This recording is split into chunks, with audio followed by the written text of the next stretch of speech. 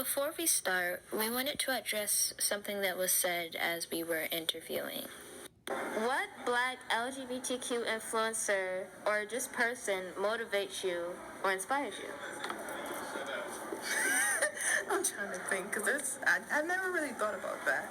Because there's so many gay people in our school, but then there's also some gay artists. Those kids are Megan Thee Stallion gay. I think Megan Thee Stallion was bisexual.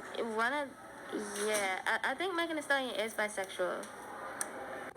Yes, she is. Megan Thee Stallion? She goes one day. But she... Was Nicki Minaj gay too? No.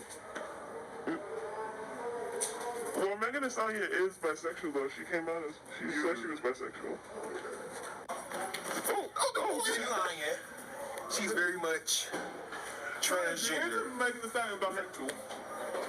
She's transgender. Megan Thee Stallion is not transgender. You ain't seen the boss when she got it out on there? No, that was her ass. That was no butt. That was balls. That was her ass. Megan Thee Stallion is a cisgendered woman, so... That's a nigga. That's why A nigga could he be a stallion. Okay, a nigga that could be stallion. bisexual. A stallion. Bye. That means a male horse. They're perfect. Oh, I'm sorry for interrupting the video, but yeah, Megan Thee Stallion is a nigga. That is bi. Continue. Yes. How do you recover from that? I believe in you. Yeah, thank you. You can edit this a little bit. We wanted to include what the students said for educational purposes because it is important that people are held accountable when they say ignorant things, but also so that people can know the difference between what is okay to say and what is not okay to say. The masculinization of Black women specifically when they have darker tones is rooted in the racist habit and idea of depicting Black people and specifically Black women as less attractive simply for their cultural features and them being Black compared to white women. Calling cisgendered women with these features as transgender not only invalidates the transgender community, saying that, hey, regardless of your transitioning, you will always be the gender you are born as, which goes into calling her a man, but it also pushes the idea that women's bodies, and specifically Black women's bodies, are not attractive unless they have stereotypical looks. And because of this, women will never be quote-unquote woman enough. Many people may think that making these kind of jokes are funny and harmless, but they are rooted in so much ignorance that we must unlearn. I want to mention how trans healthcare has now been criminalized and people can face up to 10 years for giving healthcare to trans youth in Alabama. And teachers and parents are being forced to out their children, which can be very dangerous. This is not a joke. Women's bodies are not a joke. Trans bodies are not a joke. Black trans women and Black trans men get killed from homophobia. Black women are constantly torn apart by the world for their bodies and their existence. As a whole, as a community, especially to my men out there in the Black community, please educate yourself. We need to protect our Black women and uplift them and make them feel protected and beautiful because Black women are beautiful. I am beautiful. My partner Kylie is beautiful, and every other Black woman, whether you are cisgendered or non-cisgendered, you are beautiful, you are seen, and we want you to know that you are appreciated. So please never forget that. And I would like to second to that as well. I'm not sure if the students at this school know what ignorance is in a full spectrum, but ignorance isn't just being disrespectful. It's mostly lacking knowledge and awareness to a topic which comes off as offensive and disrespectful to a certain thing. Like making a yo mama joke when you didn't know somebody's mom died. It's the same thing as that. So most insecure comments like that are rooted from self-projection and ignorance that society has brainwashed us at such a young age. The next time you think about a comment that could be reckless, reflect on yourself, reflect on your purpose, and really let it be a moment for self-growth. Please, not evident insecurities that you put on someone else. And lastly, if you're gonna try to hit on that hot girl Meg, make sure the height is as big as the mouth, please. Before you make any more embarrassing efforts to provoke unnecessary situations, because we love Black women from infinity to infinity.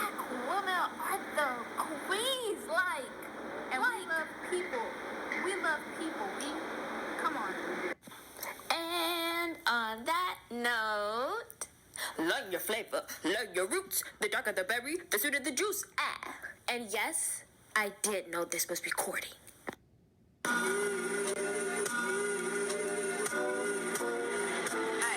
Still broke, boy, still can't believe I used to mess with you. I've been playing beats cause I ain't playing to be stuck with you, man. I see you still kick it with them op chickens. I'm the only reason that your goofy self got women. All them girls wanna look like me. She most likely only mess with you just. Hi, I'm here with Kinsey, aka Mackenzie. Jaya. Kariana, Jackal. Ed, Talandria, Moth. Seven, Eden, Toby. and Cyril, Liana. Him Kayer. Heaven. I'm Fern. You are.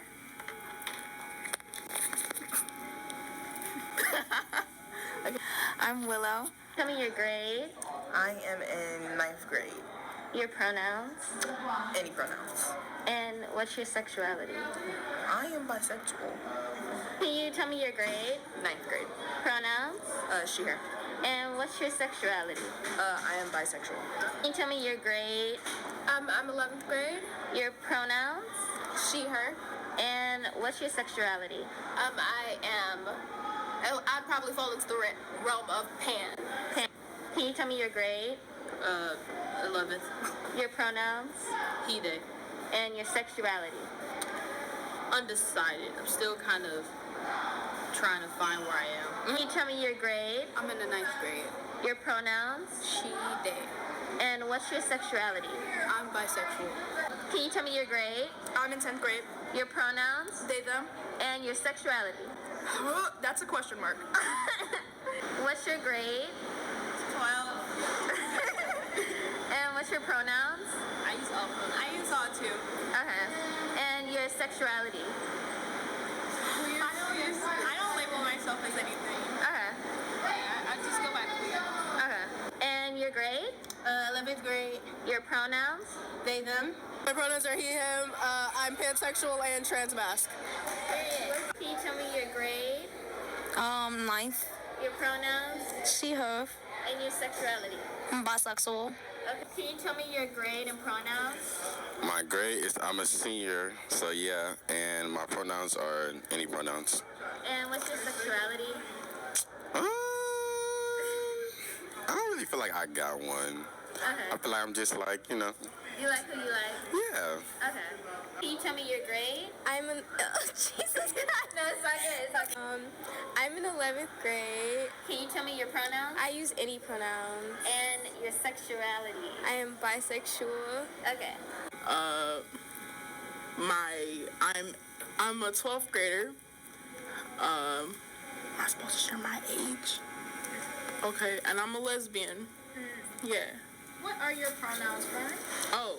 My pronouns are they, he, she.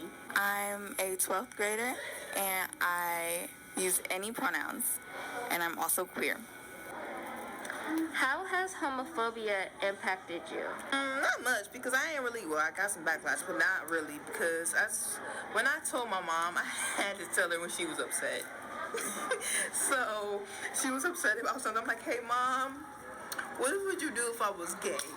And she was like, Kenzie, are you gay? Yes. But she didn't get mad at me, but she talked about it a lot, but she never put homophobia in it.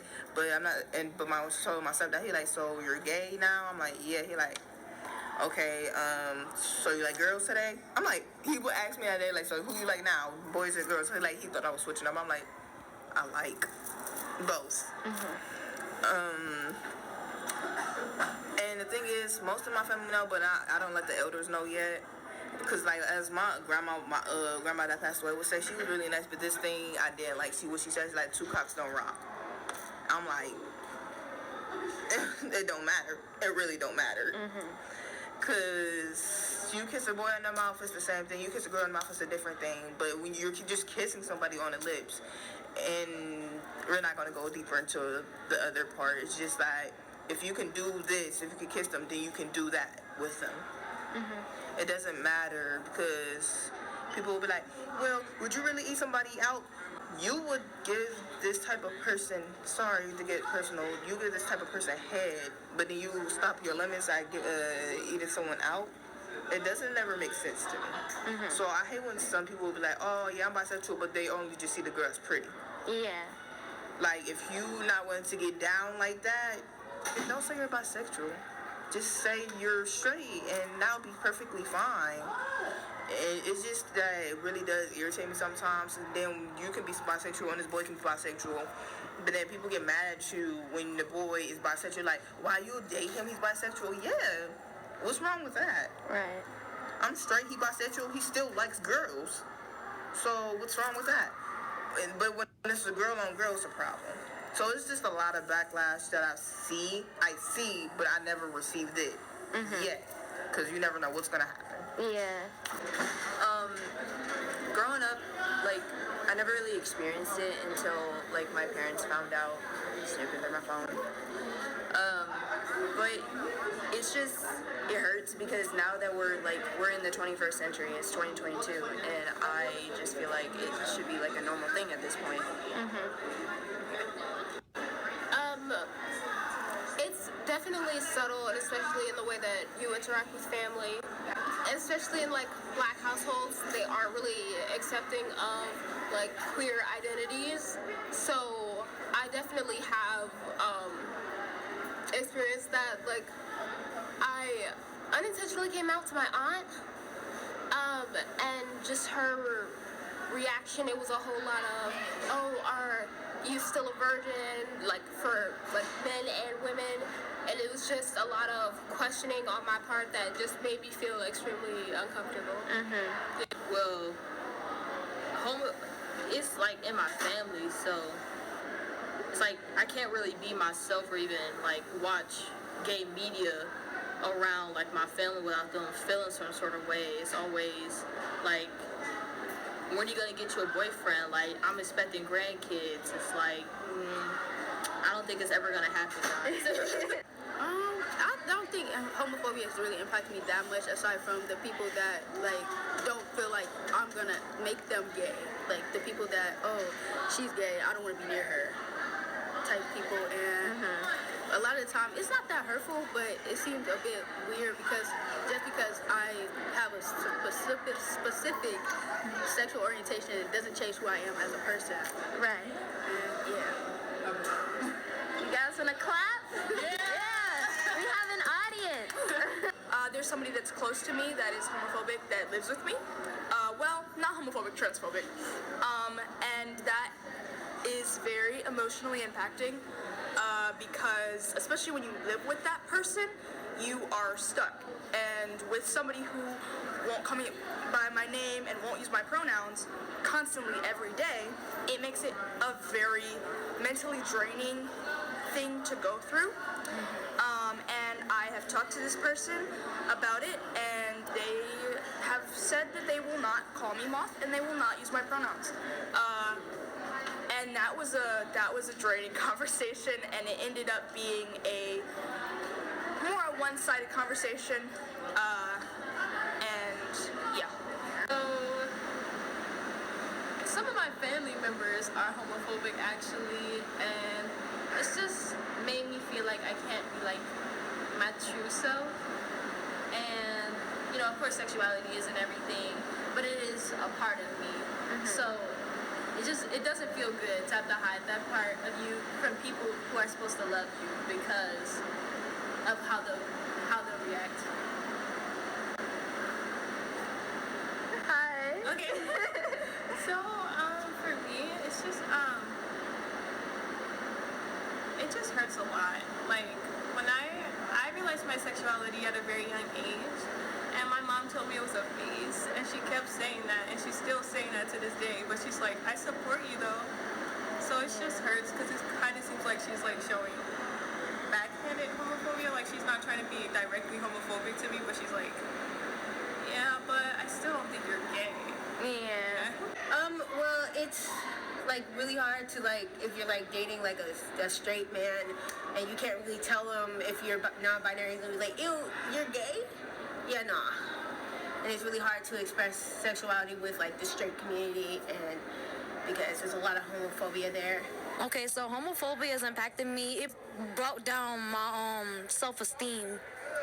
like, it made me feel like really upset. I was really depressed at the time because people did not accept me for who I was. Like, I remember when I was just figuring out that I liked the girls and boys, like, people would just be like, oh, call me a fag, and saying I was like it was a sin and stuff, and I just didn't appreciate it, and it was like really hurting me, and it really got to me. I feel like a lot. I feel like the mere existence of homia impacts the way that I live my life, because you know you can't move a certain way being a queer person in this world, you know, because they castrate you and stuff, you know, tear you down, have a lot to say. But I guess, like, I wouldn't be able to pinpoint exactly how it would, but I feel like overall, like, yeah, like racism controls parts of my life too. It's just stuff that we don't see every day. Homophobia has definitely, like, left me in the closet, like, the majority of my life, and even now, like, I'm still, like, not really open about my sexuality or even, like, my gender identity. I haven't really experienced anyone being, like, just outright rude about it, but a lot of my friends have very homophobic families, and I can't walk into their homes and, like, really be myself, because, you know, they'll go, you know, is your friend a little, you know, I don't want to get suspected. I don't want anyone to, like, come up to me and say nothing weird or crazy. So, you know, I try to just keep a low profile. Have you felt belittled for your sexuality, Willow? So I come from a very religious family. They're Jehovah's Witnesses, and they have very strong beliefs about sexuality and what a healthy household looks like. Man and woman, heterosexual, like, that's it. Yeah. Anything else is an abomination, and yeah. So hearing that growing up, it was, like, really hard, especially when I hit puberty and started, like, developing feelings, because it's like I tried to, like, pray it away. How do I get this to go away? And it didn't, because it's a part of me. And it's like, yeah. How do you think the experience of an LGBTQ person changes when they're also black? Growing up black, I never really paid attention to what other black people were saying about gay people. It's just that I know growing up I've always seen, like, oh, that's gay, or what you doing is gay, or this and this and that. Like, I was gay up until 4th grade. I never came out. I just kept dating boys and stuff like that. But I knew I was gay. I knew I was bisexual. I knew I rocked both ways. Mm-hmm. I just knew, which we figured that out. But I just knew that I rocked both ways, but I never came out about it, because then there was people in school that would take gay against a lot. But then I got to 5th or 6th grade and my friends came out, and I'm like, yeah, I guess I'm gonna come out. I feel perfectly fine. But it's just that growing up, and even as a black boy, it's like, I'm just gonna be 100% honest. Even as a black boy, it was a lot of pressure on black boys who were trying to come out gay, because then they're always supposed to be seen as tough or gangs. Like it was always tough on them. So I feel bad for them. And there was this boy, we're just gonna call him K for now, back in my middle school. I bullied him for being gay, because the thing is, I was gay too, but I never let it out. But the things he did, it was cool and stuff like that. I would joke about it, but then people besides me, they were actually joking, but they were hurting his feelings. Things I would say would be funny and we would laugh, but they were actually hurting his feelings. And I'm like, y'all are just wrong. And it's just like, seeing that happen to him made me scared to come out. But the thing is, girls get praised, because, like, some boys like, oh, 2 girls kissing, that's hot. But when 2 boys kiss, it's really a big problem. Yeah. So I feel like black boys had got backlashed a lot because of being gay. But black girls or any girls in that way would get praised for it, because kissing another girl is hot. Do you think that goes into sexualization? Yes. Yeah. because it's always compared like, oh, boys are better, girls are better. At the end of the day, I'm gonna just say girls are kind of better. Being black, we have, like, there's so many downsides that people see from us. So, adding on being queer, it also adds on, like, this extra pressure. Like, hey, people see us like this, but then they'll also see us, like, when they see us as gay, they'll be like, oh, that's, like, weird. Yeah. I feel like it definitely, like you can't be as open as you would normally. Like at school, like I'm fine and I'm completely open about my sexuality, but at home, it's more of a, like I have to tiptoe around certain conversations and just around certain family members because the reaction is never accepting. It's always, oh, how do you know that you're gay? How do you, like, oh, have you ever dated a girl before? Da da da da. Like, it's kind of like an interrogation. It's just, black families just aren't as open, especially when it comes to queer identities. Limits people. It puts you in a box because now you can't be open or you can't feel comfortable around the people who are your family. Like, yeah. Well, that's like a double whammy right there. You're black and you're gay. Like, that's 2 times, like, the amount of hate. Because now it's like you can't really go outside just being black without, like, scared that something might happen to you. And now that, like, now you're gay and you're black, it's like, it's almost like you got a target on your back. Like, a bigger target than being black. Yeah. Wanna take this one, buddy? It's like, boom, you're black. Boom, you're gay. Boom, you're also AFAB. And it's just like a lot piling on top of each other. And a lot of stuff that, like, a lot of times people don't, like, want to talk about it, but the LGBTQ community, at least, like, the general white part of it, can be racist. And it's, like, strange, because, like, you're supposed to accept everybody and love everybody, but at the same time, you're racist? The math is a math. Like, it doesn't make sense. But as for, like, the black gay community or the POC gay community, that's where I feel home at, where, you know, we can relate our struggles being queer black people or queer POC people. So. Okay, so it's just like when you're black, you already have it hard enough in the like work industry, music industry. You already have it hard enough because you don't get those same opportunities as Caucasians and other races. You don't have those same opportunities. And then adding on being like a part of the LGBTQ community, people are hating against it and people are not like accepting it. And so it just makes it even harder for you to like really get up to where you want to be. I think drastically, you know, as a white person, you are handed so much in this world. So, you know, you're experiencing your first fall back, your first letdown. You're gay, you know, bi, whatever. But as a black person, you know, there's so much homophobia rooted in racism and misogyny, and they all cling to each other. They all work off each other to build each other. And, you know, it's all white people's fault, if you're being honest. So, like, white people came over here, taught us all of this messed up stuff, and now this is what we have to end up being. So I think it does change drastically, and it's evident. And if you don't think it's evident, then you're ignorant. Right.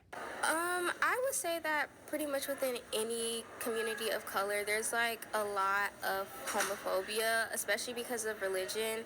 And being black and also part of the LGBT community means like specifically that you're going to be impacted by not only like exterior homophobia, but also homophobia coming within your family. And it just feels like a lot worse, a burden, kind of like a heavier burden to carry. Can you talk about an experience that made you feel comfortable as a black person of the LGBTQ community? Oh, there is a lot. But coming out back in middle school is when I was in 6th grade. I remember specifically we were in, because it was at FDR. We were in the soccer field and we were sitting by the gate where we had, you know, the basketball court there. Sitting right there specifically, I remember where we was, and my friends were coming out like, oh yeah,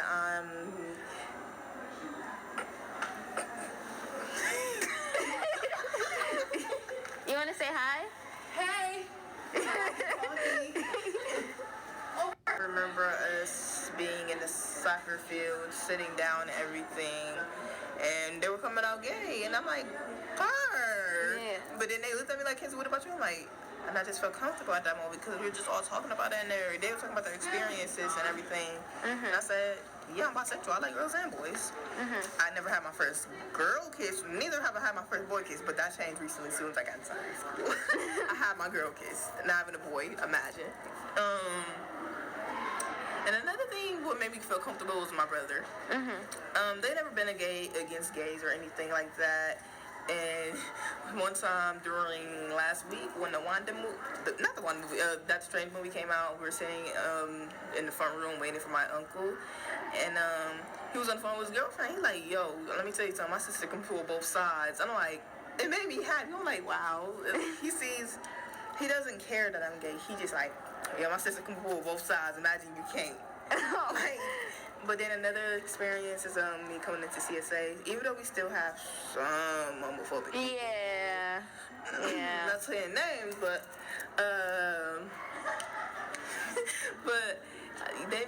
everybody made me feel comfortable, but then everybody was gay, so I'm like, but that's what brings light and colors to CSA is that they're gay, and I love it. Yeah. Coming to the school actually, because the school is very diverse, and I love all of my friends here, and everyone's just so supportive. Even though you're always gonna find someone that isn't supportive of your race or your ethnicity, or or your sexuality, but then when you actually have people that care about it, it feels comforting, and it feels like you actually have someone to like hold on to. And It was definitely coming to CSA. How open people are about their sexuality and just how it's created a safe space in the school. It definitely feels like a home outside of home. My friends. Really, it's just like all around my friends. It's not even like I can't even be comfortable around that with my mom. Like, my mom just like, I'll never forget like an experience where I came out to her as trans and gay when I was in middle school, and she just like laughed at me. She kind of just like disregarded like my feelings about the whole situation. She told me like I was like too young, I'm delusional, I don't know what I'm talking about, and just proceeded to pull me out of that school where I had my circle with people that I was comfortable with, and she put me in like some private school that I had no idea like who these people were. It was like horrible. I think being a comfortable situation was when I was in 3rd grade and my friends were also gay. I had a gay best friend and she was a girl. Her name is Asia. We're still friends now, and she made me feel really comfortable around her. And even though we weren't like sexually attracted to each other, we still have friends. We still have fun together, and we inspired each other to do better in school and outside of school. Definitely coming to CSA. I mean, we do have transphobic, homophobic people. Yeah. Which is like, guys are the kind of the minority here, but whatever. Like in this community, when I came to CSA, I don't know where else I really would have gone, because this is where I felt the most acceptance and community towards.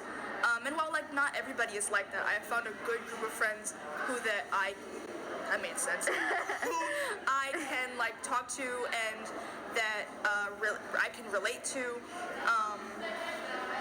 and it's just like that's the best place I can be in terms of acceptance. Like I said, not everybody is, which is their own issue, but the people that I've surrounded myself with are.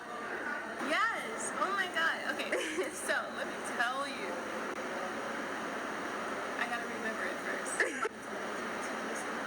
Oh right. Okay. So a few weeks ago, we went to the LGBTQ Center as a field trip, and at first I was like, another center. This is boring. But they were like, it made me feel at home there. They had a lot of good information, a lot of good resources for those who's a part of the LGBT community, and it kind of really felt like home. And it's a very wonderful place, and y'all should go to it. What's it called? It's just called the LGBT Center. Oh, Yeah. okay. Do you want to add on to it, or? Yeah, I would say like the first first time that I met other people like similar to me was like when I first came here, because I came from a school where not a lot of people were openly queer, and if you were openly queer, like you were kind of looked as like other. And then coming here and then meeting all these like cool queer people who aren't afraid to be who they are, and also like accept other people and stuff like that. Yeah, that was really cool. It made me like realize that like I'm not the only one here, because obviously I'm not the only black queer person. But it made me feel like there were more people like me, and I was happy that there was a community. And that has opened me up to like so many other black queer people, and yeah. When I started changing my pronouns and my friends started to use those pronouns, and it made me feel more comfortable in my skin. And when I'm like talking to somebody and I can feel comfortable talking about my sexuality and what I identify as, and it's just really like, you know, heartwarming to be able to express myself in the most genuine way possible. Seeing other black people who are trans, like non-binary, demi, gender fluid, all that, it actually made me feel, wow, there's people who are like me. And that made me like feel like valid and feel, you know, comfortable. So a time that I felt really comfortable being black and part of the LGBTQ community was when I actually came to CSA. A few of my friends and a few people have found out I like the girls and guys. It really wasn't announced yet. But like it was out there. Like other people that don't go to this school, they knew, but it was just like this school, it wasn't announced. I didn't announce it at the school. So when people found out, they were really understanding. They accepted me for who I was and what I liked it, and you know, like my type and preference and people, they really like accepted it and accepted me for who I really was, and that was something I'm really grateful for being here at CSA. My friends, I love my friends. Shout out to y'all. I feel like my friends make me comfortable being black and being queer. You know what I'm saying? It was like, oh, okay. And, you know, now you got this. So I feel like, I think community, I have a good community around me. So, yeah. Definitely coming to CSA, like this school has like made me so much more open about myself and like my identity, and it's like it feels really good to be here most of the time. How black experience and influence made you feel comfortable in your sexuality? Being in this school, for real, there's so many kids here who just, they know how to be themselves, they know who they are, they do what they like, and I really like that. It's especially like when I first came here freshman year, and I was just like, man, in my 8th grade school, I was like the only gay kid, and then I come here and it's like gay people everywhere. It was real nice to feel like I had a place that I could be at. I would say coming to CSA. Because, like, at home, I go by my dead name, I use she, her pronouns, and everything like that. When I get here, it's like, okay, I'm Willow. I use any pronouns, and, like, all my friends call me that, all my teachers call me that, and it's like, wow, this is so great. I love it here.